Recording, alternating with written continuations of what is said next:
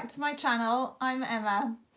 I just wanted to talk to you today about the Dressmakers Ball that took place at the City Rooms in Leicester. That's in the UK for those of you that aren't UK based. Oh my goodness, what an amazing time we all had. It was so incredible. It was just mind-blowing to have so many people in one room who had just all made their own dresses. Everybody's dresses and creations were so individual, and some people had even used the same patterns, but the way the patterns had been interpreted was entirely different, you know, so the dresses looked nothing alike.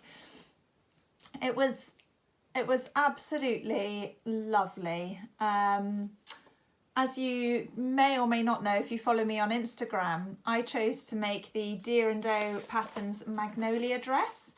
That's this one here. And I made the full length version. I made a few alterations, which I will go into in a little bit more detail in just a second. I thought I would just talk to you a little bit about this pattern. So the Deer and Doe Magnolia dress is a full length dress. It has a tie back, as you can see there.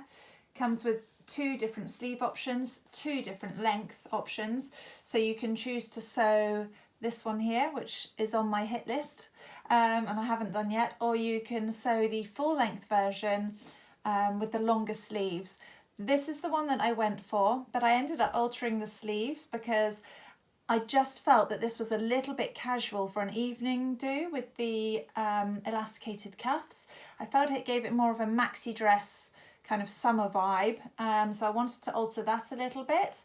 And the split here, it has a massive split, which again, it's so sophisticated and it looks great. But for the look that I was trying to achieve, it wasn't quite right. So I sewed that up as well. I just felt that the split in the skirt was glamorous. And so that was absolutely fine, obviously. But the dress that I was making was more classic. So that's why I sewed it up. Obviously, as well, I had to line mine, so it would have made it all very difficult and complex for me anyway. So I decided to sew the split. With regards to the sleeve, this one, what I ended up doing was adding this cuff here, which I will talk to you about in more detail when I flip the camera screen in a minute. All I did was use the pattern piece from the Sew Over It Pussy Bow blouse. It's their cuff binding piece, so you could easily recreate that yourself.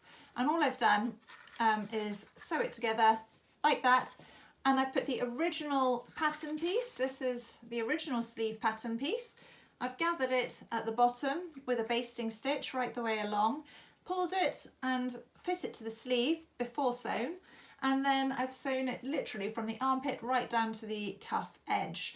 That's not quite right because obviously I've ended up with this here. Had I have thought about it, I would have done that much more neatly, but I didn't think about it, and so that's a little error there as well. But it's nice and neat from the outside. It's just not finished particularly well on the inside there. Obviously, I should have done that a little bit differently.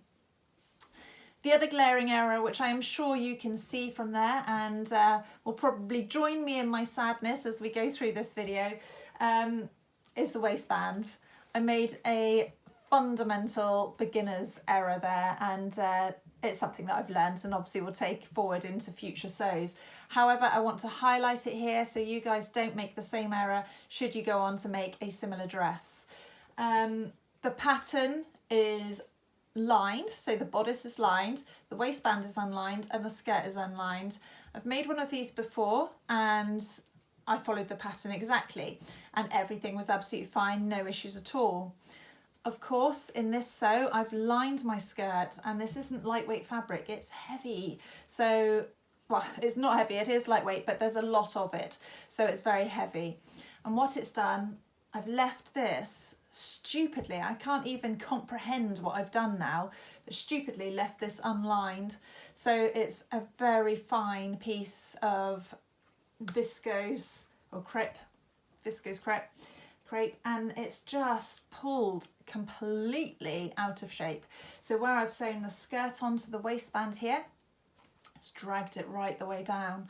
I'll talk to you about that in more detail when I flip the camera around. But obviously if you go on to make this dress and you do need to line the skirt, just be sure to line the waistband as well to give it that extra structure and stability to be able to hold the weight of the skirt. I think I'd even consider putting a lightweight interfacing on it if I did it again. I cannot get into my tiny skull for the life of me why I didn't do that. Whether I was tired when I was sewing it or what, I'm just not thinking.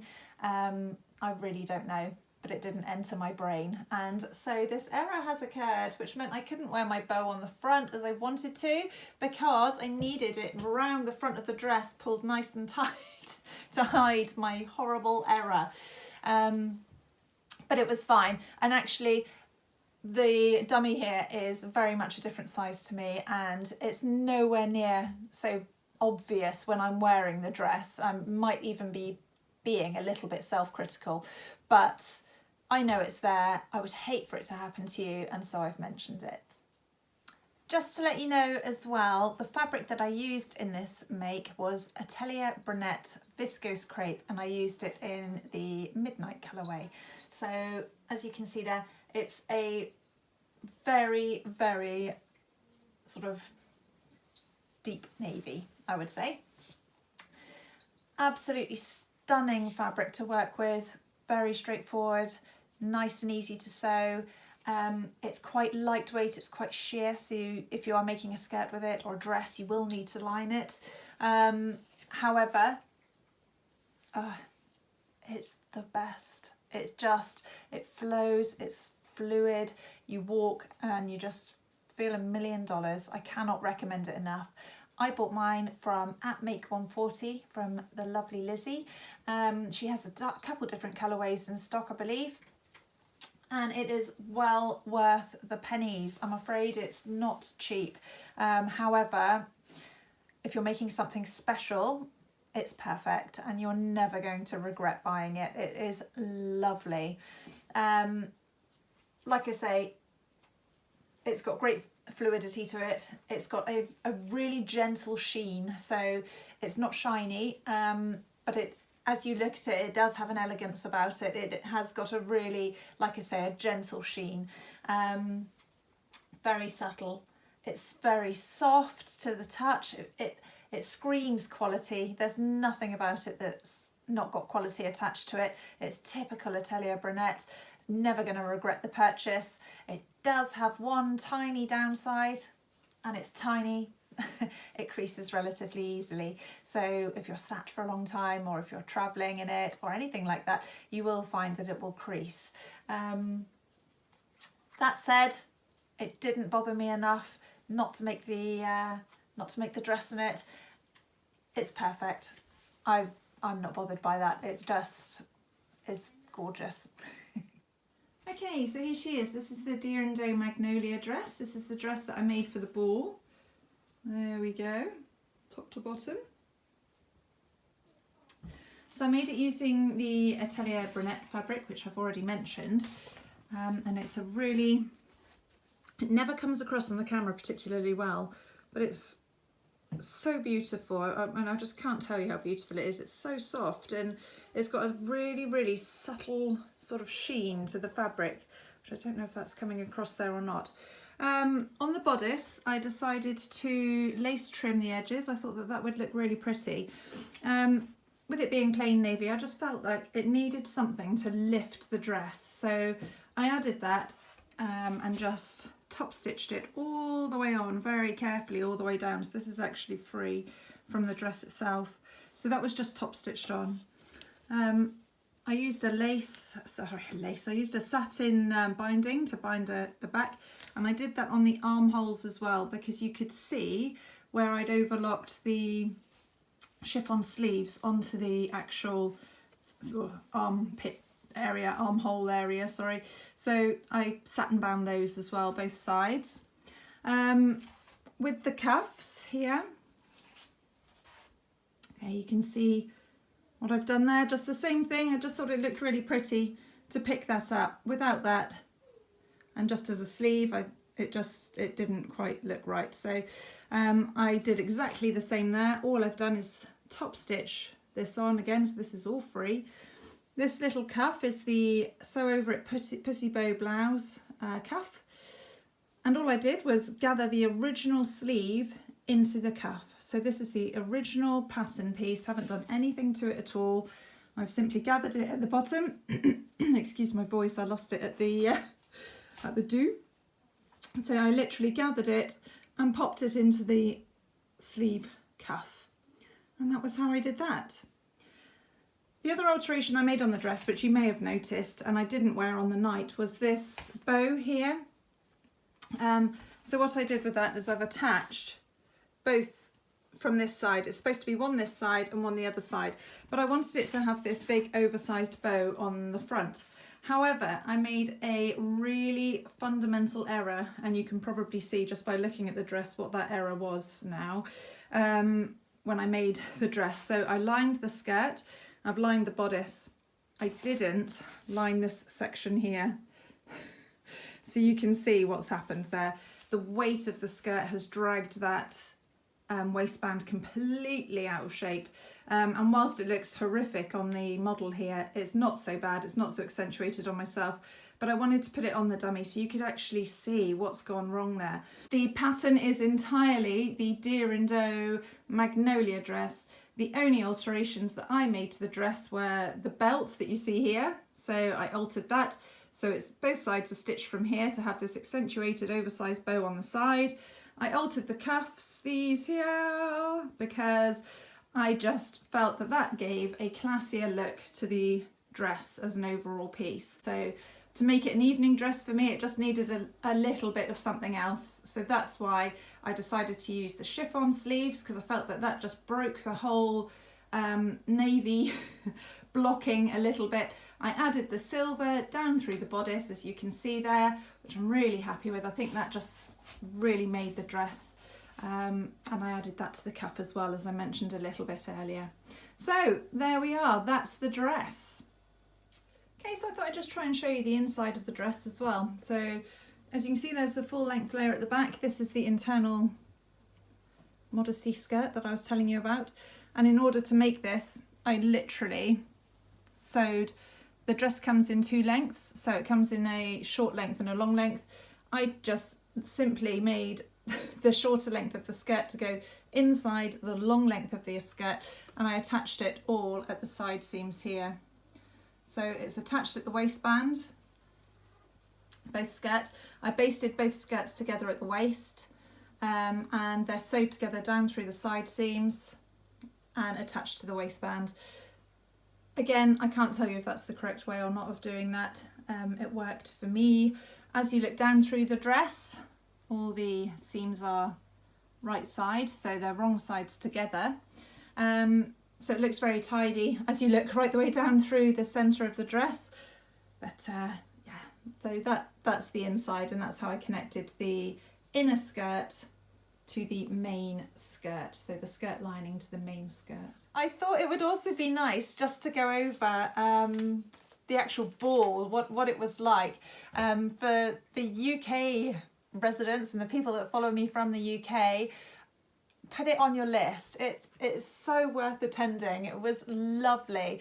It was the strangest thing, because it was like Instagram comes to life. So all these people that you know by tag names, at Sewn on the Tyne, at Handmade by, or, you know, they all came to life and they're real people. It was the strangest thing.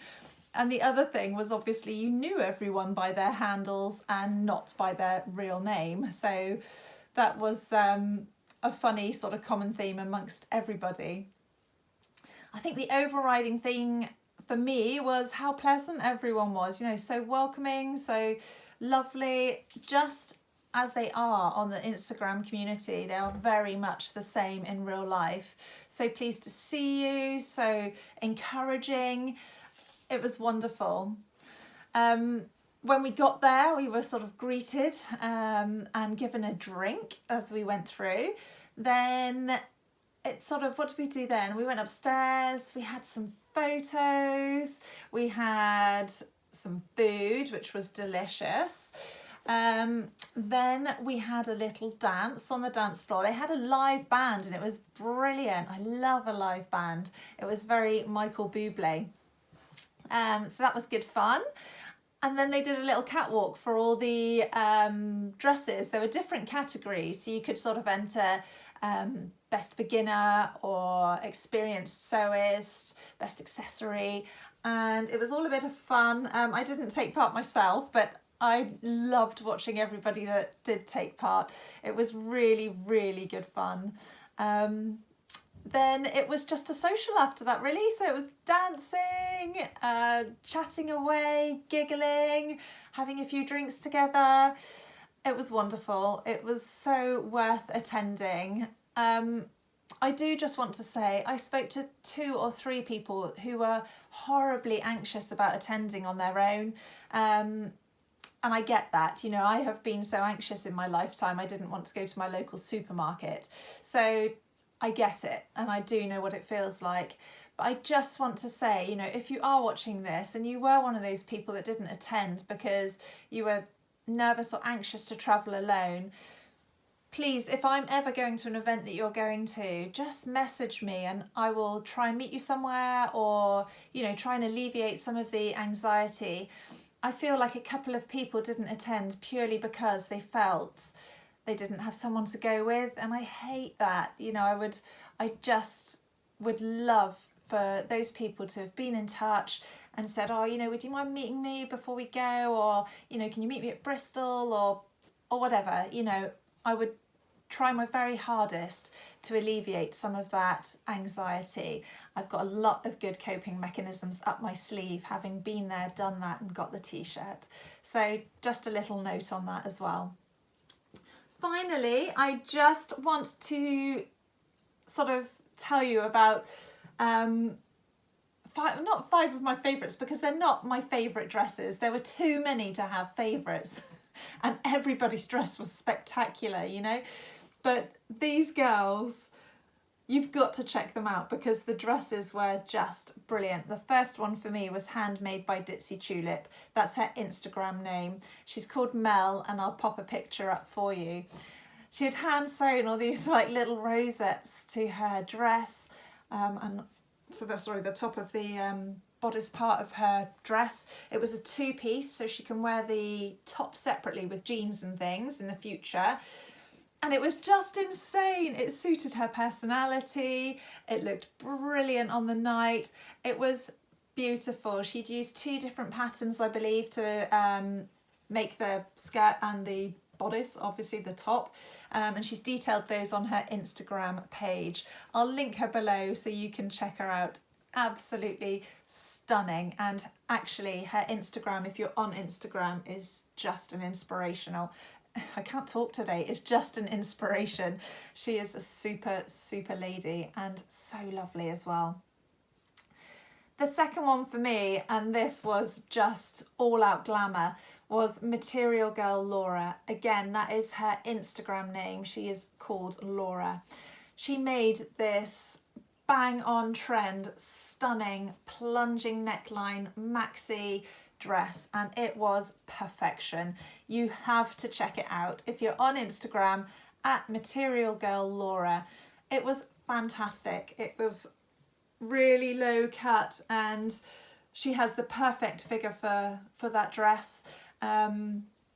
She's slim, and it just looked insane. She walked through and everyone was like, oh.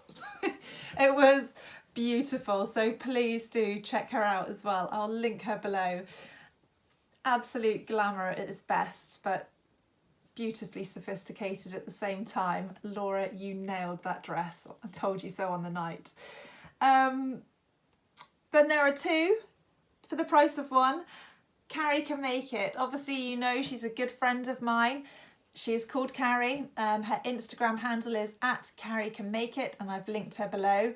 Now, I was with Carrie throughout the sort of whole of her sewing process, obviously, because we talk to each other most days. So I know that the first dress she made, she didn't have a lot of issues with it, but she had a lot of trials and tribulations, lots of hurdles to overcome. And as she was sewing it, I think she fell out of love a little bit with it. So she sewed a backup dress, which caused massive problems because they both ended up being stunning. And so we encouraged her to wear them both. So she did. The first one was a 70s maxi dress, had a plunging neckline again, which Carrie added a modesty panel to because she's a bigger chested lady. I think she says she's an F cup. So if you're interested in that, and if you do have a big bust, you know, you can pop across. And I'm sure at some point, I don't think she's put a picture on yet, but I'm sure at some point she will upload a picture and you will be able to see how she achieved that modesty panel. It looked spectacular on the night, and it was just, again, glamour at its best, 70s glamour at its best. She looked the business. After the catwalk, or she changed mid-catwalk, she changed into her Sew Over It Betty dress, which she'd sewn in a sort of violet colour, more lilac actually, and it was beautiful. She put an underskirt with it, and it just had the 12 factor. It stole it for me. It stole my heart. It was a brilliant dress. She had to wear them both. There was no way she couldn't, because they were both just so amazing. And she made Betty in a night, whipped it up as a backup dress because she was just not entirely happy with the green one that she'd made. And it was a stunner, absolutely beautiful. You can check it out on my page actually, at the Zipper Foot if you want to, because there are pictures of her and I together, and you can see her beautiful dress on my most recent post. So the final one for me, and the one that stole my heart again, was another two-piece, this time sewn on the Tyne. The lady is called Tamlin, and it was lovely to meet her in real life. I said to Tamlin on the night, she's one of the people that I continually follow and Instagram stalk, I guess. I'm always interested in what she's sewing. Everything she sews is just perfection. It's my style, it's things that I would wear myself. So I'm very interested in her page. I love watching her grow as a sewist. And her, what did she wear on the night? It was another Deer and Day Patterns. It was a pattern that I had sewn previously, and then she sewed it for the ball but did a different version. It was a full length maxi skirt. I've forgotten I think it's the Fumateur skirt. I'll link it below anyway so you can see. But she did it as a button down skirt, and it was covered in magpies. It was just the best. And then she had a gorgeous necklace to match, and she'd done it with a plain black top with a plunging back. It was right the way down to the sort of waistband of her skirt, and everywhere she walked she floated. She just looked stunning, absolutely beautiful. I want that skirt. it was just that pattern. Like I say, I've made it before myself. It's the Deer and Doe Fumateur skirt, and it is a belter. It's a really show-stopping pattern. It's a beauty. So be sure to check it out. Look at Tamlin's page. Look over her makes. They are just insane. Anyway, I think that's enough from me. I just wanted to pop on here, do a little video about this dear girl here who I made. I hope you've enjoyed listening about that, and like I've said, if you've got any questions or queries about the dress, please do leave a comment below and I'll be sure to get back to you. Thank you so much for watching. Thank you so much to everyone who attended the ball and spoke to me, made the effort to come up and chat to me. It was a wonderful, wonderful event, really well organised as well. It was brilliant, loved it. Anyway, thanks again for watching. Please feel free to subscribe to my channel below if you'd like to. I think I need to go and get some sleep. I'm still tired. Take care everyone, catch up with you again soon. All the best.